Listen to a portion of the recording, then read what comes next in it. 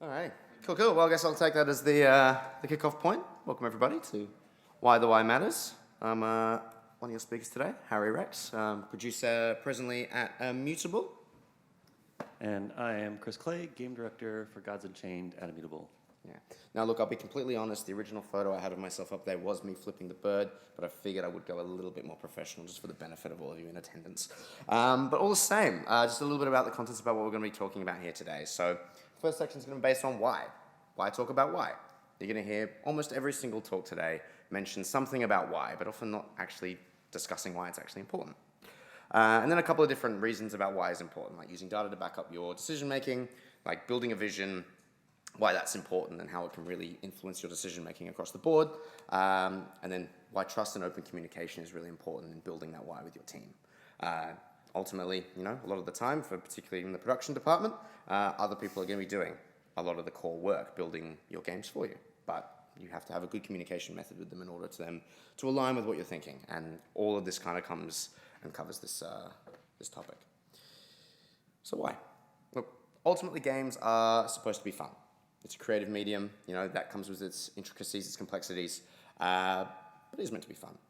But in that, we can also lose what we're actually trying to achieve. Outcome is really important, and being able to justify why we're doing something and how we get there can make decision-making a lot easier. Whereas if you're always in free fall, things can get a little bit more difficult. And as mentioned, they're often made by more than one individual at a time. You've got different people with different skill sets, different backgrounds, different diversities, all of the above. And you walk in there and you have to get people on side. You're basically building a team. You can't just have defenders on a football team. You probably wouldn't score very many goals. So you got to build it right. And overall, being able to justify a decision through having open communication, backing your reasoning with the right sources and saying, this is why I think this way. And I can point to this and say, this is why I'm making this decision. And you can't argue with that. There's less bias in data. So it really, really helps. And, pushing towards a direct correlation with things. And then, having this vision that backs your decision making and plugging all three in together, open communication, along with the actual, what the vision is for your game. And then backing that with some data that you've collected, now be it quantitative or qualitative. It really allows you to say, this is the right decision, and you will get buy-in around it. It will happen organically. Yeah, the only other thing I would add in there is, I imagine everyone in the room is in different stages of how we communicate the why. So some of the most ideal situations I've been in are working on prototype teams. You've got like 2 or 3 people, sometimes up to 5. And the why is just a shared vision. You're all there, you're working on it together, often sitting in very small spaces, and everyone knows everything that's going on. There are no secrets, everyone's across everything, and life is simple and it's easy. And that's sort of where the why is easiest. And as teams grow and you start getting into the dozens and then sometimes the hundreds of people, the why gets more and more difficult to maintain. And I know from my part of the talk today, that's sort of where I'm going to be coming from. It's that larger scale production. How do you organize a big group of people to all be pulling in the same direction? We'll talk a little bit about the small stuff too, though. Yeah, and we want to make this ideally as applicable as possible. We all come from different backgrounds. Some of us are working on PC games, console games, mobile games, indie games, large budget games, kind of all of the above. And, whilst I can usually justify an extra beer at the pub, some in-game justifications are a little bit more difficult than that. So data-backed decision making. That's where we get into the nitty-gritty. So I guess data is the raw truth at the end of the day. It's hard to argue against. It's there, and the only bias attached to it is bias that you attach to it. Whereas the data itself, I'll keep going. Okay. The only bias that exists is one itself. So overall, data is a really, really valid and valuable resource to use when you're backing your decision making. It can be qualitative, it can be quantitative, you can collect it from Discord, you can run a survey, you could have something like Looker or Tableau and have just raw retention, MAU, DAU numbers, like all of the above. And if you can utilize that effectively and in an unbiased manner, it can make a really, really strong argument for whatever you're trying to do. And again, I ring along about it being unbiased, but it really does help. And if you can point to the data and confirm the data is accurate, it'll be better than most other arguments you can make in the case. So I guess one of the anecdotes I've attached to this one to kind of justify this, back when I was working on a game called Into the Dead 2, a very cool little zombie game, recommend you all check it out. Korea has a very unique rating system. So a lot of you may have dealt with the IARC before, and you get a lot of automated ratings applied to your games. But in South Korea, they don't allow adult games to be automatically rated. You have to go through the GRAC, which is basically their approval board. It's a very big, long process, and most of it's in Korean. So as you can imagine, I don't speak Korean. So it was a little bit of a challenge to kind of get that through there. But we had some background knowledge, because when we initially launched the game, it was available in that country. They hadn't quite caught up yet, but eventually it was taken down. But we knew we had really good conversion rates from users in that country, better than rivaling the United States. Many of us that have worked in kind of mobile-based user acquisition or things like that know that tier 1 markets have really, really good conversion and generally better monetization compared to like tier 2 or tier 3 countries. And very welcome people to ask me what those are if they don't know what tier 1s, but basically some countries monetize better than others. But we knew we had a bit of an adoptive market there, and particularly since we had optimized the game to work well on lower-end Android devices, and with a high Android uptake within the South Korean region, we knew there was a bit of an opportunity there. So, using the data, backing it with the conversion rates and the engagement that we have from that country, we were able to justify, okay, let's actually go through this approval process. It cost a little bit of money. We had to work with some external agencies to kind of actually submit the game for it, but eventually, it was approved. It came through. We managed to get the approval going through. We were able to run some really, really successful user acquisition campaigns targeting high-end Android devices in that market, which led to a huge ROI on that investment there, which was great. And for a live service game, these little wins really do start to add up over time. And if you can justify them, as we did here, it showed that we were able to make a win, not based off of a gut feel, but by Clay's talk all over. We trusted that it was going to be good, but we verified that it was with some of our experiments afterwards, and it was great. We had a 10% increase in daily revenues I've kind of listed there, a few hundred new users from the region every single day, and overall a really great impact on our user acquisition campaigns across the board. So before I dive into this slide too much, one of the things I wanted to talk about on the data side of things too is data is really useful when you're going up and down the chain.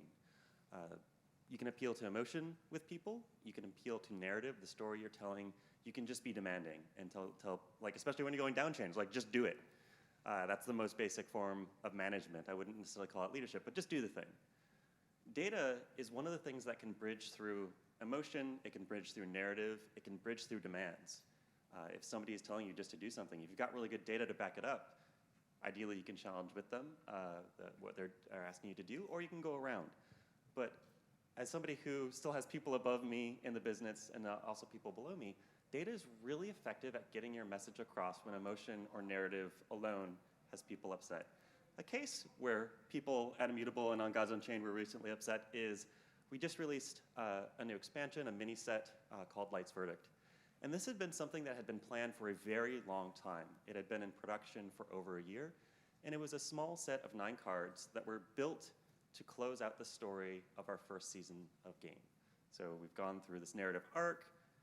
They're just there to close out the story. They're not supposed to carry a lot of weight, but then numbers happened. And essentially, with the global economy taking a little bit of downturn, we need to make some more revenue.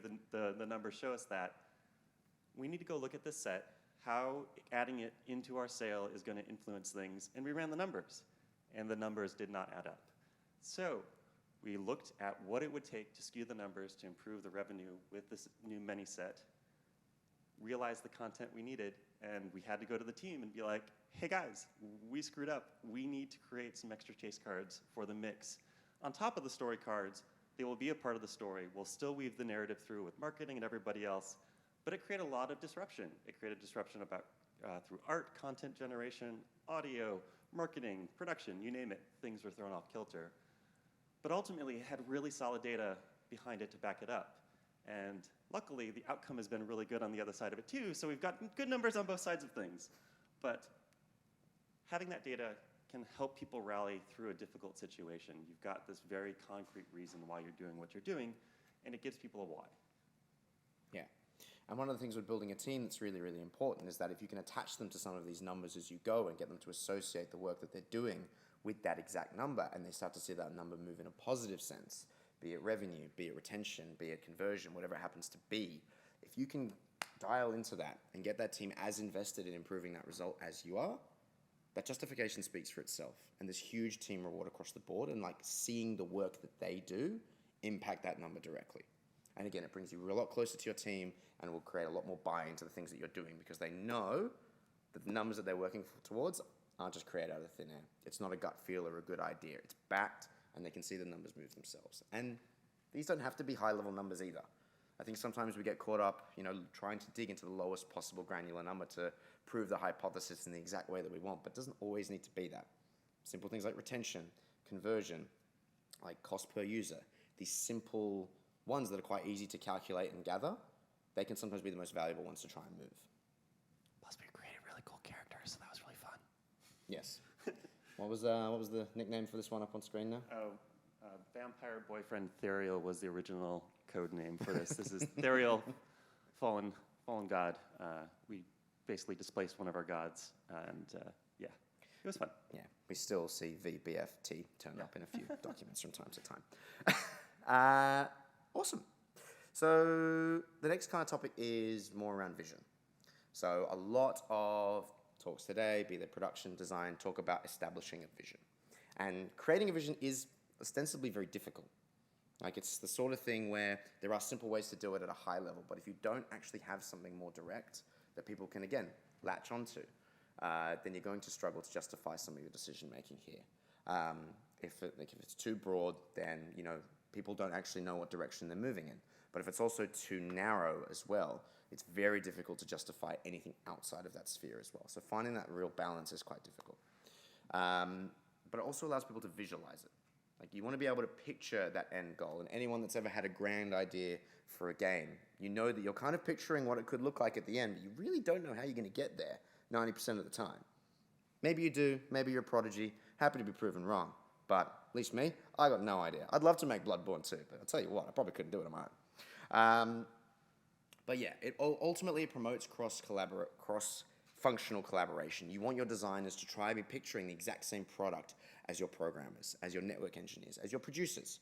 If I can picture the vision for what it's supposed to be, you've probably done a pretty good job of justifying it. Certainly not the most creative person on the lot, but if I can picture it, it means it's really well defined, and I can buy into it, I can believe it. And if I can believe it, and the programmers can believe it, and the designers and the artists, and we're all picturing the same thing, you can be damn sure we're going to get pretty close. So overall, it's just a really powerful thing to buy into. And also accountability for decision making. Again, if people are all thinking of this end vision and you're proposing a decision and it directly aligns with what that decision is, you'll be amazed how quickly you can just get it across the line. You'll be amazed how little resistance you meet.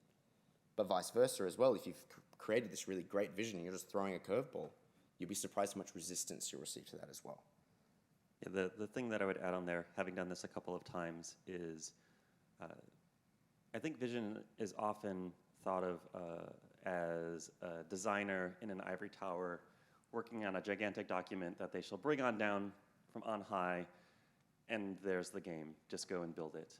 I know when I have people reach out to me about these great game designs they have, it's like, I've got this great vision, you just need to build it.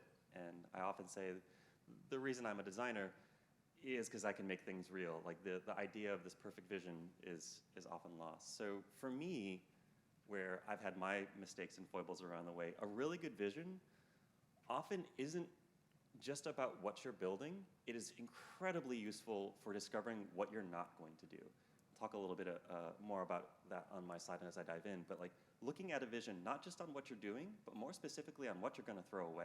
It's really, really useful. And agree, yeah. A vision is definitely something you build together. It doesn't just come from one person. It can be owned by someone. And to tie it in with the previous slide as well, like, if you can use data to justify why that's the vision and push it even further, you are able to then compound this impact on the team. They're not only moving a metric, but they're moving in a certain direction, and it all ties together. So, but this can create issues. No vision is perfect. Again, I talked about being broad or too narrow, and we have issues like that. On Gods Unchained, we dealt with one, probably ended kind of mid this year. But there really wasn't that refined vision for the game. It was quite broad. A lot of things were wanted in a lot of different ways. We kind of wanted to grow, but monetize, but retain, all at the same time. And if you try and do everything at once, spin too many plates, what tends to happen? all kind of comes crumbling down. Things eventually have to get let go. You can't deliver on everything, and people end up disappointed because people do invest in the things that you request them with. And if they have, especially if they feel like they've contributed to this broad vision, they've got a part of it, they own a part of it, that emotional connection is then invested in whatever features kind of get to that point. And if those get cancelled, definitely makes for some shaky ground.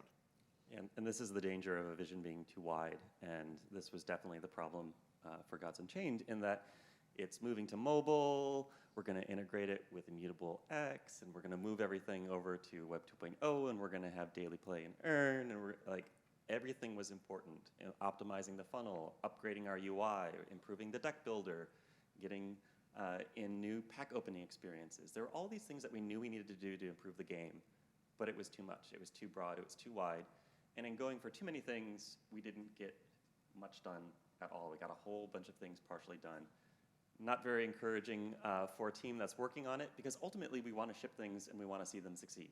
I know that's, like, seeing players really enjoying what we're building is, for me, the biggest dopamine hit. When I can see people streaming, like, I love Twitch as much as I hate parts of Twitch, because at any point in time, I can go get user testing that I used to have to, like, pull people into a building for.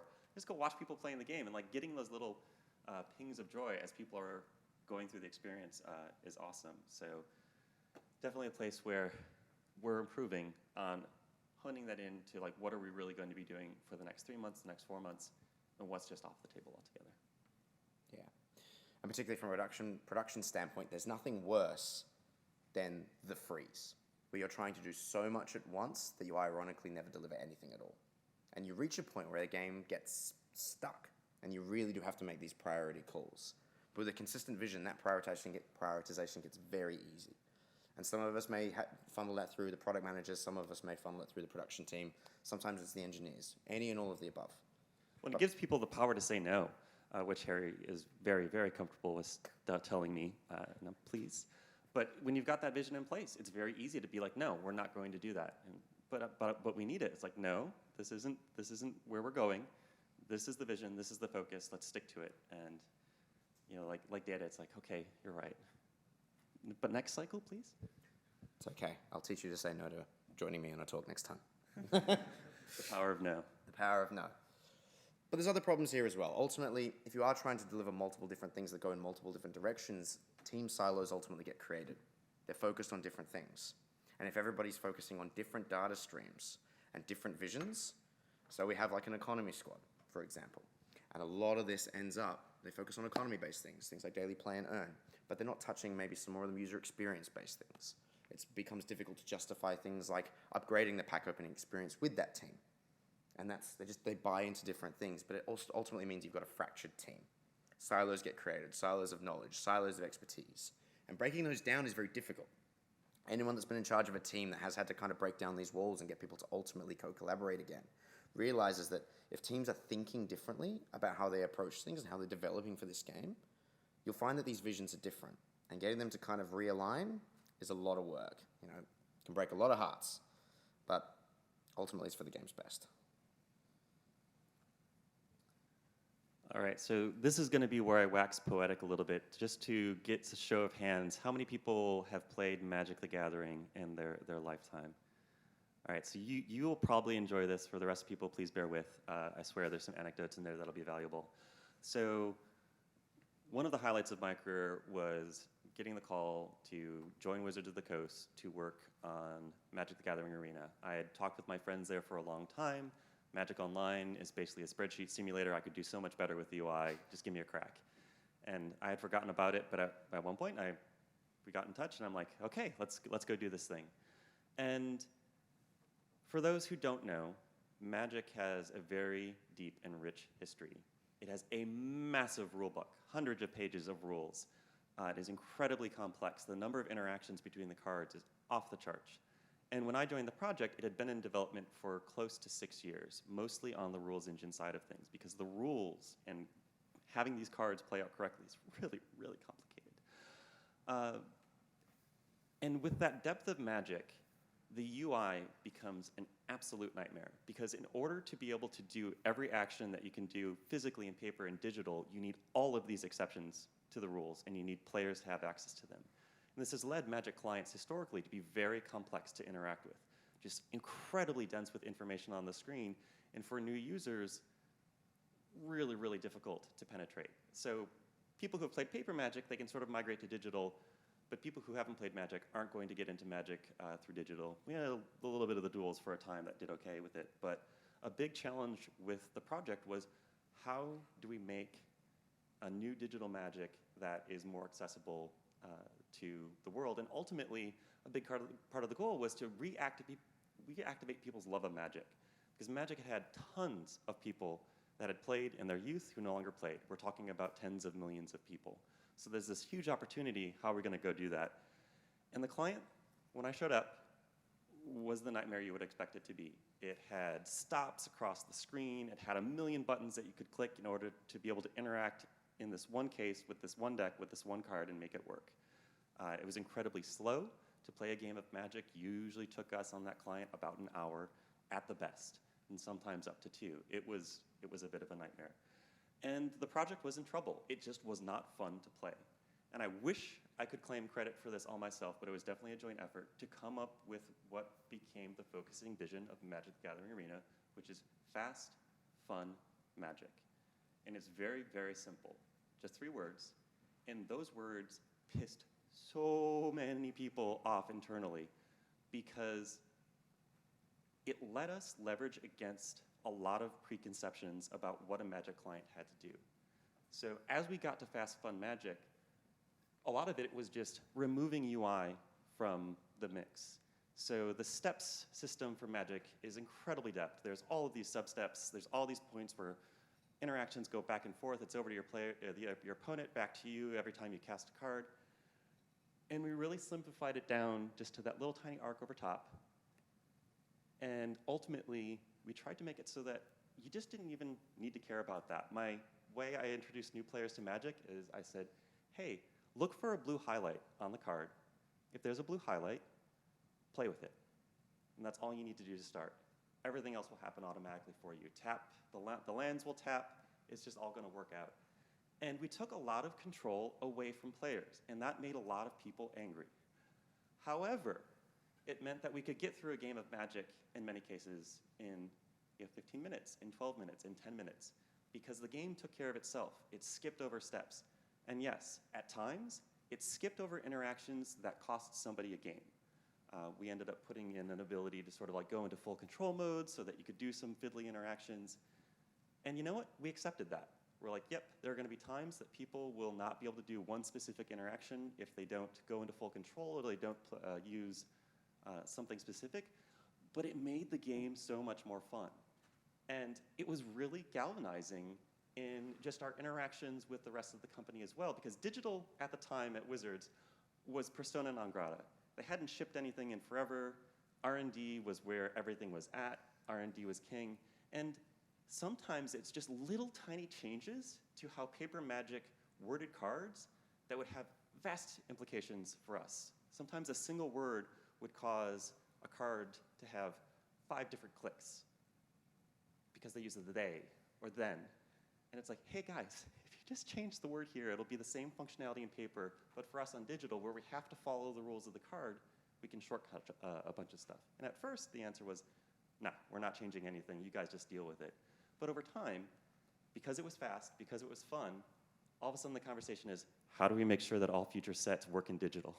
And I don't know where that's at today. I haven't been at Wizards in 3 years. But that simple focus on fast and fun made a gigantic difference in how the team approached all of the problems. And I think was a huge part of why the game was a success. It just let people make really good calls on how to advance the product overall and took us from a pretty rough state to a shift product in just about a year and a half.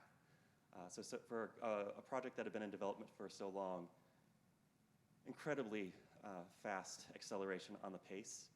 And I got one of my highlights. Stan Lee was playing Magic the Gathering Arena just before he passed. And I'm like, I got that outfit. So definitely a highlight. So yeah, visions that self-guide, visions that are simple, visions that let you throw things away can get you there. They don't have to be a gigantic design doc. Yeah. I think ultimately, if you get one thing to walk away with in terms of visions, it's more than just an outcome or an end game. It is actually just, in theory, a prioritized list. It's like, why are we building this thing? Exactly. It's the why. And if your team and exec and yourself are all on the same page about what should come next because it aligns with the vision and aligns with the priority, you've done it right. If there's conflict, more work to be done. But overall, I think that's the one thing to really take away from this. And it's something to really work with your teams. So the last one, and I hope everybody's enjoying my stock images, by the way. I have spent a lot of time on Google finding the ones that just fit correctly. And I'll be open with my communication about that one to put a terrible pun out there for everybody's benefit. But there is a dangerous assumption that many leaders fall into, and you'll particularly fall into this one when you are one of the more leaned upon decision makers. Sometimes in flat companies, everybody is able to make decisions, and that's okay. But a lot of companies aren't flat, and decision making does tend to fall on particular individuals the majority of the time. But that's where really open communication becomes so much more important. Because again, you need buy-in to your decision making. You may be able to be the authority and say it's the way it has to be, but you'll always end up in a worse outcome than if everybody agrees with that decision and can be justified and agree with why it was made. Again, the why is so important. It's definitely one of the strongest assets that any leader can have. It builds trust with the team just by being open and explaining why something is the way that it is, why something has been changed. And sometimes that means referring to the data. We've got the data in. This is what it says. And this is really what we have to do about it. Maybe the exact thing that you do is up in the air and you should confide in the team and make the most of their expertise. Like maybe it is a programming issue. Maybe you find out that you're getting a 50% crash rate on day 3. You probably can't solve that if you're a production team member. But you need to trust in your team, like, this is why I need you to help me now. And more often than not, they're going to be happy to do it because they understand why it's important, why you're coming to them. And you're being open about it. It's not like, oh, someone told me to do it. It's not passing the buck. It's like, this is why. And it has to be consistent. You can't just be open when it benefits you. It's an ongoing process. And I think Clay's going to talk a little bit more about psychological safety and how this really leans into it. But being your genuine self and opening up about the decision-making process, particularly if you're in a position of power, where ultimately you can decide what work gets done. If you're open about the decision-making there and listening to those that are around you, it's a two-way streak. It will ultimately end up in a better outcome. Yeah, the case that I've seen most common throughout my career when it comes to trust and open communication, when that isn't there, is tribalism.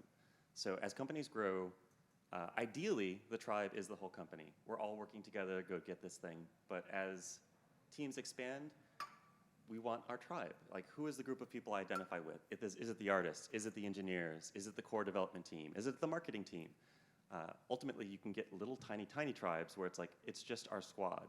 Like, we are the tribe. Everyone else is the other. And that's where it can get really dangerous. Because when other people are the other on your team, they're not going to be communicating, and they're going to get upset. So if marketing, pushes an AMA early and nobody's ready for it, or marketing is really looking forward to the spoilage of a brand new card, and we push a build and all the cards are spoiled ahead of time, in a place where you don't have open communication, it's just anger. It's like, they effed up. How could they do that? And they're not going to talk it through. But if you've got that trust and communication, if people are willing to admit, yes, we screwed this up, here's why we screwed it up, let's go dig into it, let's make sure this doesn't happen again in the future, ideally then you're just making mistakes once. And ultimately as a leader, that's my goal with teams. Let's just try and make mistakes once. I don't care if we've had a build go out bad for a specific reason for the first time. Great, solve it, move on, all hands on deck. There's no need to go searching for blame if we can resolve how that happened and not make that mistake again. When we make the same mistake multiple times, maybe I get a little bit more annoyed. But with that trust and open communication, you can resolve these things quickly and go make new mistakes. And the faster you can go make new mistakes, the faster the game's going to advance. Really quickly testing and iterating is one of our core values, and we can always get better at it. But perfection doesn't go out on the first go. You get to that great game by going through cycles really, really quickly, and that takes making mistakes and being okay for those mistakes to happen. Yeah, and Never assume everyone's on the same page, be it for vision or be it for data. You may assume everyone has access to the same data as you, but more often than not, it's just not the case. I'm not going to go down some motivational speak and be like, challenge all of your assumptions all the time. I mean, you can do that if you want. It's probably not a bad way to grow. But ultimately, like, don't assume everybody's on the same page. Oh, asking the why when it hurts. So getting there ahead of time is great, but a big part of open, trusted communication is getting down into it when things go wrong. Great example for me is earlier this year. It's just after New Year's, and I go to log on to a partner's Discord to drop in and have a chat, and my Discord is banned. And I'm like, huh, how did I get banned? Immediately after that, I get a message from one of the owners, and they're like, hey, Clay, sorry, your account's been compromised. We had to ban you. And I'm like, no, it's not. I've got this stuff locked down. And in my hungover state, I managed to get my Discord account hacked, and that led to a cascade of issues throughout the team a couple of days later when they finally used that to basically attack our Discord. That's humbling, and that's not something that I necessarily want to go into with great detail because it's embarrassing, but being able to go in front of the company, in front of the other people in other groups who might be at risk, and go through all of the steps that happened, detail where I went wrong, detail where I can make sure that doesn't happen again. That open communication when it's embarrassing, when it sucks, particularly when you're a leader, and being open and vulnerable establishes that trust that when somebody else makes a mistake, they're going to come to you immediately. And the time between when something goes wrong and something was resolved drops when you've got that open communication and trust. I've also been in situations where it is very unsafe to screw up at places I've been previously. And what happens then is, if I get hacked on Discord, I'm doing everything in my power to be like, not me, I don't know, no way, don't know how they did it. And that ultimately leaves the company and the rest of the people more accessible to be hacked because we're not finding out why it happened, we're not stopping it. You try to hide problems, and hiding problems slows everything down. To get there, retro's incredibly useful. We do 5 whys, essentially. So like if something disastrous happened, servers go down, everything crashes. It's not about assigning blame. It is about finding out where things went wrong and how we're going to change our processes to make sure it doesn't go wrong again. And it's not fun in many cases because somebody's sitting there going like, yeah, that was me. But if you can celebrate that, if you can be like, yeah, that was you, you were trying something new, that's great. We've learned this stuff. Let's move on. You can make it safer. You can get really good results out of it. This is a repeat of my earlier talk, but I found skip levels is really useful for this. And as a leader, when you're doing a skip level, it's asking really hard and uncomfortable questions to try to get people to talk about their experiences that they may not want to, if they've been having a hard time with their manager or somebody else on the team. Again, it's creating that space so that people can tell you, hey, Clay, I'm really angry. I am not happy. These things are bad. And if you can get people to say that, you've got an opportunity to fix it. But if they're hidden, it just festers and brings down the company as a whole. I'm going to repeat on the blame front, but I've never seen blame go well. My whole career, I've never seen blame lead to good outcomes. If you're looking to blame others, it sets up distrust, it sets up fear, it sets up anxiety. People aren't going to want to stand out. They aren't going to want to try new things. If they've got an innovative idea, they're not going to want to speak up about it because they're going to be afraid. It sets up favorites where some people get blamed and some people don't get blamed. And that creates disparities and it creates inconsistencies and it will destroy teams over time. Highly advise, if you are looking to blame somebody for a problem, that you stop and focus on the problem itself. If you can move away from talking about the person to talking about the problem, it's going to do so much for the team as a whole. The last part, and this is one that I'm still working on, is keeping it real in one-on-ones. It's very easy to go into a one-on-one and shoot the shit. Talk about the day, talk about your weekends, and like that's important on some level, creating human connection, sharing stories. But it also has to be a place where you're talking about uncomfortable things. And it's not being mean, it's not being vile. You can be kind in open communication and talking about problems. And I can attest from my own experience that if you are willing to have hard conversations with people and talk about problems that you see and give them an opportunity to resolve it, the faster you can do that, the better outcomes you're going to have and the more engaged team you're going to have. And it's really uncomfortable if you're talking about something that they're doing that is upsetting other people or a way that they have to change their work or accountability that's slipping. If you can work on solving the problem, if you can work on focusing on the behavior and not the person. It's not that you're a bad person, it's just this thing that you're doing, we need to change that because it's impacting other people negatively. Like pulling away from personal failure into just this part. It's just this action. That's the challenge that we need to change. Difficult, but every time I've gone through it, I've gone into it super anxious and come out the other side. It's ended really, really well. Seek discomfort, go do those hard things. Yeah, and ultimately something that a lot of us are going to have to deal with at some point in making games, particularly when we find some success with those games. You have a fair amount of users. There's going to be security questions. There's going to be, we need to fix this technical debt questions. And if those engineers and engineering managers that will largely push for these things can point to, this is the incident and this is why it caused, this is why it justifies us fixing that, again, because you've got that open communication there and that honesty that you're not blaming people but blaming problems and blaming situations rather than people, then they can go, this is why it needs to get fixed and this is why it needs to get fixed now so that we can avoid this in future. And again, just, you won't get that unless you're open and honest and tying in and employing some of these things because you won't really know why something's gone wrong.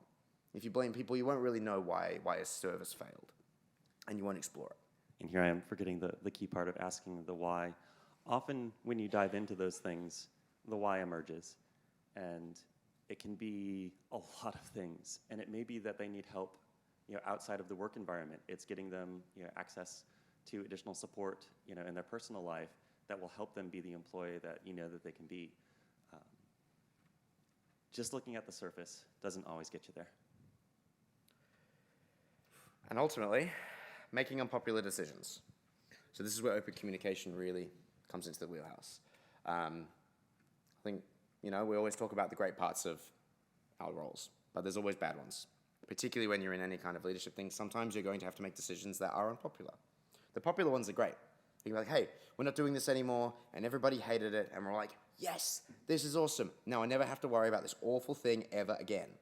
But unfortunately, sometimes it goes the other way. Sometimes it is the right decision to make, but the personal investment there from the team is sometimes there. So an anecdote that I throw into this one is we had a major initiative that was in development for about 12 months. It was primarily developed in isolation, but there was a lot of team investment behind it. We had a lot of future planning based off of the delivery of this feature.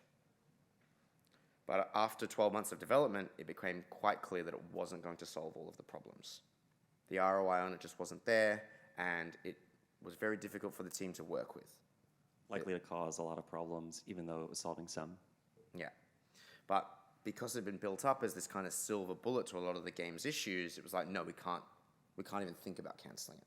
No, if we do this, the game will have no longevity. No, it will never survive. We won't be able to be competitive across the board. However, when we actually dug into it, we dug into the complexity of its nature, the amount of cost that had been spent on it, and the issues that it was presenting wider. And we'd started to roll out elements of it, and all it was doing was breaking builds and causing problems. And we were like, why have our builds been so much more unstable over the past couple months? And we found the culprit. It was this work. It was parts of this initiatives that we've rolled out. So the difficult decision was made to cancel it. And quite a few people were upset. But we never lied about why we did it. We never made it about the people involved developing it. But we explained very clearly to everybody, this is why it had to go. And ultimately, the team rallied around that. They respected the fact that we were honest about why it was canceled. They respected the fact that we were able to point to the data that said, this is what broke it. We had our GitHub history, and these are the branches that broke it. And they're all branches related to that feature. We were able to point to the cost. Like, we've been working on this for this amount of time, over this period of time, with this amount of people, and it was a lot of money. It was a lot of money spent, and that was opportunity cost that we could have put into other areas. Fixing live issues in the game that we could have just fixed and put to bed. Fixing, adding new features into our game developing a tutorial system, maybe a little bit faster.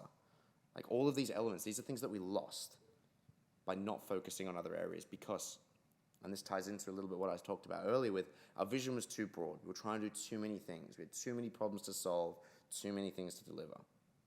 I think the other part of it was a failure on my case of trust but verify, in that I'm sure many people have been through the situation where something is perpetually 2 weeks away, and this was one of those features. Every time I asked, it was 2 weeks away. And I mean, I acknowledged this, and I'm like, guys, I'm not silly. It's been 2 weeks, and we're no closer to it. And ultimately, before it was killed, we did have one moment where it was on the chopping block. It was ready to go, and we did a full, deep dive into it, and we're like, okay, one more shot, 2 sprints, 4-week plan, and then it'll be ready for internal testing, and we'll sort of see if it's a go, no go. And after 4 weeks, it was 2 more weeks away. And that was sort of the beginning of the end. And it's really hard. It was something that, as a game director, I was really counting on some of the things that this feature would fix. It's something that was very painful, just because of the amount of resources we had put into it. But things have picked up, quite a bit since, as Harry pointed out. And my lesson learned there is, man, when things fall into the 2-week trap, identify that sooner, and kill it and move on. We don't like to, kill things we've worked on. It's not great for the people working on it because that thing is never going to see the light of day. But if we can focus on what we've learned and move forward, it can really be helpful just to let go. Yeah. And having this open communication with your team when times are good and especially when times are bad as well will allow you to make these unpopular decisions. And the first question they're always going to ask is why. And if you can be open about it, you can address it directly. And they may not like the decision. They may not ultimately even agree with you. But they'll respect the fact that you were open with them in the first place. And it will leave it open for other conversations down the line. And sure, it may take multiple conversations to get them on the same page. But if you stonewall them, or if you lie to them, or if you point them somewhere else, it can be very difficult to get them back. Or because I said so. Or because I said so.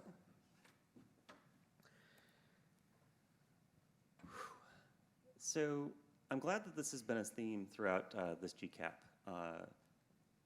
Trust and psychological safety. It's not something that was really part of the business, when I was getting into it.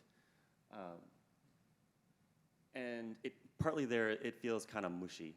It's touchy-feely. It's not necessarily directly associated with a direct return on investment. It's hard to monetize psychological safety.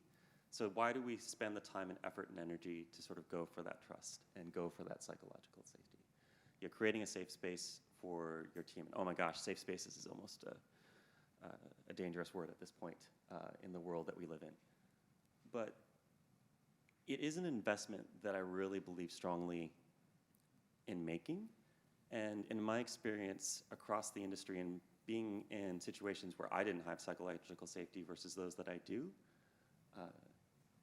it really makes a difference. So what are some of the tools and the tricks that you can use to get there?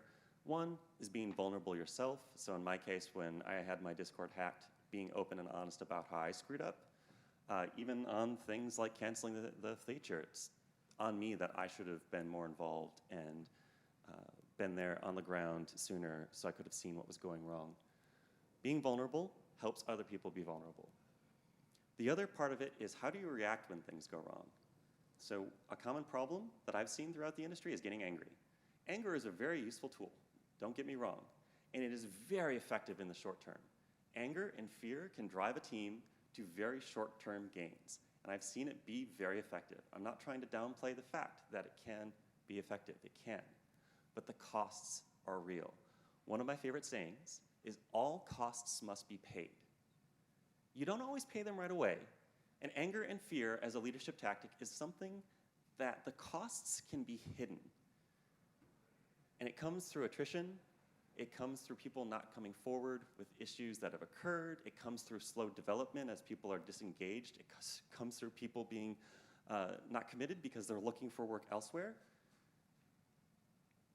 All costs must be paid. And when you're angry with your team, when things go wrong, very real costs are incurred.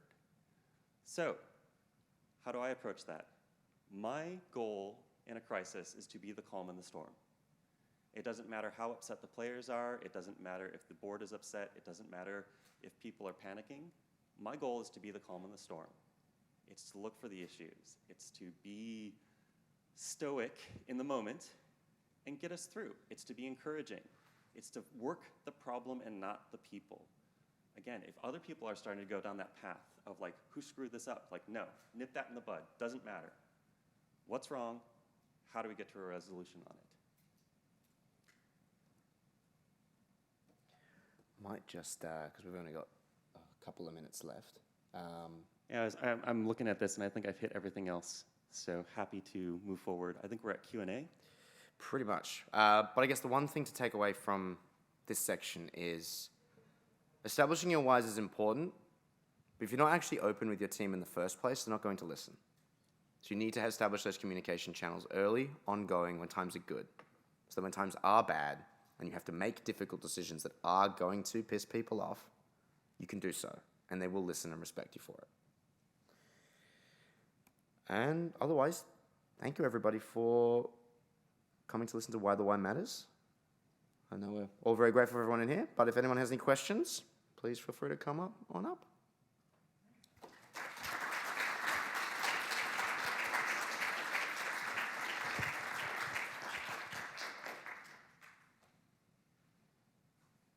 I've lost my fidget toy. If nobody had any questions, that's great too. I'm going to the pub.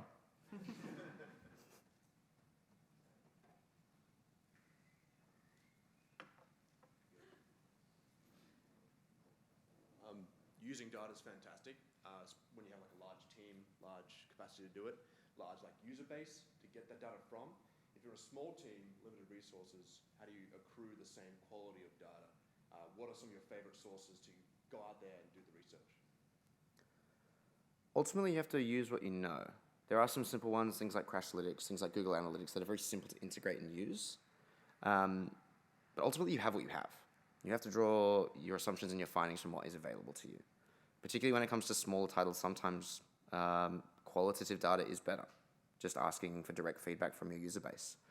If you don't have the scale to necessarily get the quantitative data that you're after. So that can definitely be helpful if you're trying to validate some of your assumptions. That's where particularly utilizing things like user testing and things like that can sometimes get you that data that you're after. And at a higher level, it may not get you some of the lower level metrics, but top level metrics such as retention and engagement and user numbers, they're all still valid, whether it's a 100,000 person game or a 10-person game.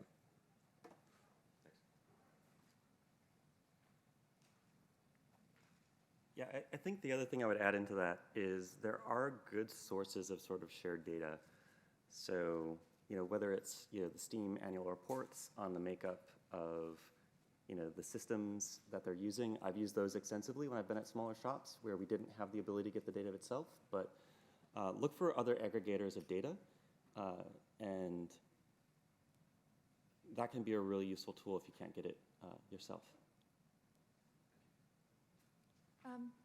Thank you for mentioning sort of the post-mortem retrospectives and dealing with security issues. I've been in teams with that, but I was also wondering, I've been in teams where not only have those, where post-mortems haven't happened and there have been security issues, but where there have been conflicts between managing departments almost, and so the managers would disagree at a certain level, and I was wondering how you would manage those conflicts from an operational perspective. I love this one because the technique I've used over time to resolve issues with my reports is really pretty simple in that if I've got two managers, say the design manager and the engineering manager, and they disagree, or more often it's like art and design, they disagree.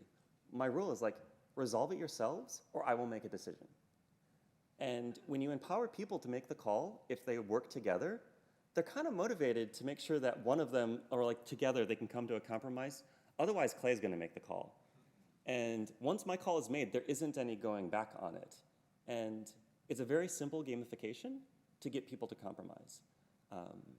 And the number of times I've had to come over the top in the last couple of years is actually pretty minimal because it is just so so much better to like compromise between 2 people or 3 people to come to a solution that you all kind of hate than it is to potentially be the person who's like, oh my gosh, they completely went with engineering and now I don't get anything of what I want.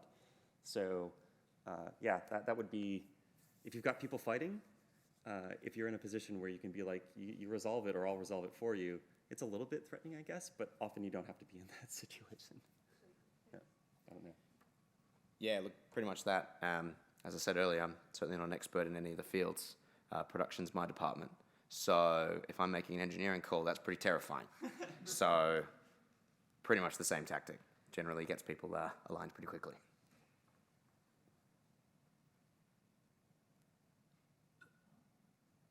Cool.